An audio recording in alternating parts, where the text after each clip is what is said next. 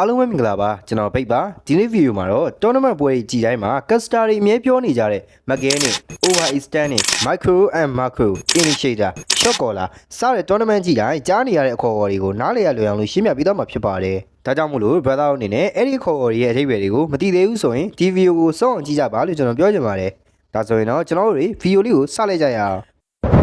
်ပထမဆုံးတစ်ခုကတော့ mechanic ပါ mechanic ကိုကျွန်တော်တို့ကမြန်မာလိုတိုက်ရိုက်ကြည့်ပါတာပြန်မယ်ဆိုရင်တော့ software အဓိပ္ပာယ်ထွက်လာတယ်ဆိုပေမဲ့နီးစစုံပါတာပြန်ရမယ်ဆိုရင်တော့ကျွန်တော်တို့က hero ကောင်ပေါ်မှာရှိတဲ့ကျွမ်းကျင်မှုလို့ခေါ်လို့ရပါတယ်ဥပမာဒီ hero ကိုကန်လိုက်ပြီဆိုတာနဲ့ကိုကအဲ့ hero ရဲ့ potential ကို80%ဒါမှမဟုတ်လေ100%အပြည့်လောက်သုံးချနိုင်တာကိုဆိုလိုချင်တာပါဒီမှာကျွန်တော်ဥပမာအနေနဲ့ brother ကိုဆောင်းရအားကြလာပါလေဆိုရဲ A ရဲ့ usation နဲ့ဥပမာပေးပါမယ်ဒီမှာဆိုရင် A ရဲ့ usation ကန်ထားပြီးတော့ဟိုဘက်ကနှစ်တန်ကိုလိုက်တဲ့နေရာမှာ tag မလိုက်ဘဲနဲ့ blue bar ကိုနှစ်ချက်လောက်ခုတ်သွားတာကို brother အနေနဲ့မြင်တွေ့ရမှာပါဒါကဘာလို့လဲဆိုတော့ user share passive stat ကိုပြန်လည်အောင်လုပ်လိုက်တာဖြစ်ပြီးတော့သူ့ရဲ့ skill 1 ကိုတောင်ကိုခဏလေးနဲ့ပြန်ပွင့်အောင်လို့တွားပြီးတော့ခုတ်လိုက်တာပါဒါက A သာ user share ကရင် mechanic ဘယ်လောက်ကောင်းလဲဆိုတာကိုဖော်ပြနေရပဲဖြစ်ပါတယ်ဒီမှာဆိုရင်လေယူဆောင်က kick ကိုလိုက်ကြနေတဲ့အချိန်မှာအကုန်လုံးကတေးပြီးလို့ကြွေးရတဲ့အချိန်မှာ kick က flag နဲ့ရှောင်ပြီးတော့ manipulation ပိတ်ထောက်လိုက်တာပါယူဆောင်နေလေတေးပြီးမှတ်ပြီးတော့နောက်ကတော့ပြန်လှည့်သွားတာဗျာတိကဒါက 1v ဆိုတဲ့ hero က manipulation ထောက်လိုက်မယ်ဆိုရင်ရှိတတ်တယ်ဆိုတာကို kit အနေနဲ့ကောင်းကောင်းနားလည်လို့ဖြစ်ပါတယ်ဒါကိုလေ brother အနေနဲ့ mechanic လို့မှတ်လို့ရပါတယ်အဓိကကတော့ကိုကိုင်တဲ့ hero ရဲ့ potential ကို80%လောက်ထိကိုကကောင်းကောင်းမွန်သုံးတတ်ဖို့ပါပဲ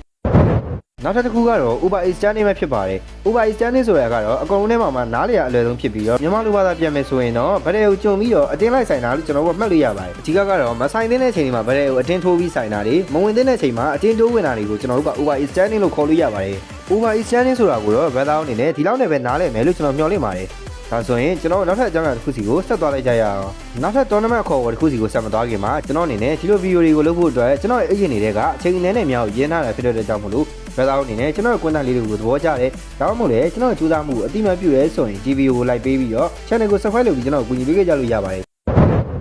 ်နောက်တစ်ခုကတော့ initiator ပဲဖြစ်ပါတယ် initiator ဆိုတာကတော့ battle ကိုစဖွင့်ပေးတဲ့လူလို့ကျွန်တော်တို့ကမြန်မာလိုအလွယ်မှတ်ထားလို့ရပါတယ် initiator လို့ပြောလိုက်ကြတယ် brother အနေနဲ့တိုက်ရဲ atlet ကူဖာလို hero မျိုးတွေကိုပြင်းပြင်းမြင်ဆိုတာကျွန်တော်ကြိုပြီးသိနေပါတယ်တကယ်တော့ initiate လုပ်တယ်ဆိုတာတက်နေမှလုပ်လို့ရတာမဟုတ်ပါဘူးဥပမာ fighter တွေထဲမှာဆိုရင် Fazala DC စတဲ့ hero တွေကလည်း initiate လုပ်လို့ရတဲ့ hero တွေပါပဲ brother တို့ကိုကောက်ကွယ်ဥပမာနဲ့ပေးရမယ်ဆိုရင်တော့ Ancient တုန်းကရှင်မြန်ခဲ့တဲ့ BTK နဲ့ Falcon ရဲ့ game 2ကိုပြချင်ပါတယ်ဒီပွဲမှာဆို brother ကိုကြည့်လိုက် Rahamic က Falcon ကိုအနောက်ကနေပြီးတော့ initiate ကိုလုံးဝတဲအေးလိုက်ချတာ၃កောင်တစ်កောင်ကြားတဲ့ဒီကို initiate ဝင်လောက်တာအဲ့တော့ Falcon ကပေးရတယ်အဓိကတော့ကျွန်တော်တို့က initiator ကင်ထားရဆိုရင် spell တွေကိုတေးချာမှန်မှန်ကန်ကန်သုံးတတ်ဖို့ပဲလိုပါတယ်တကယ်လို့ Rahamic တာအဲ့နေရာမှာ Falcon ကို initiate မလုပ်ပေးနိုင်ဘူးဆိုရင်အဲ့ဒီတရရချင်မှရမှာဗျအဓိကတော့ကိုယ့် hero က initiate လုပ်လို့ရတဲ့ hero ဆိုရင်ကိုက lemonade ပဲနဲ့ initiate ကောင်းကောင်းလုပ်ပေးနိုင်ဖို့ပဲလိုအပ်တာပါ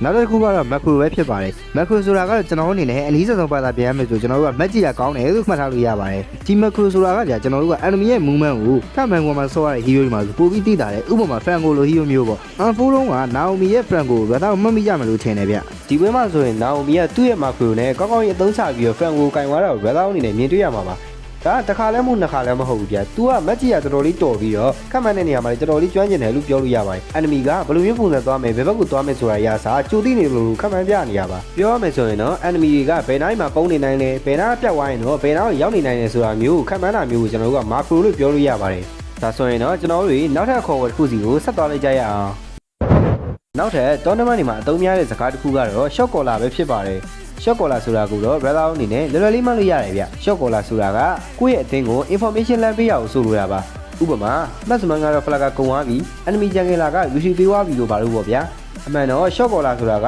ကျွန်တော်တို့အခေါ်အဝေါ်သာနားမလ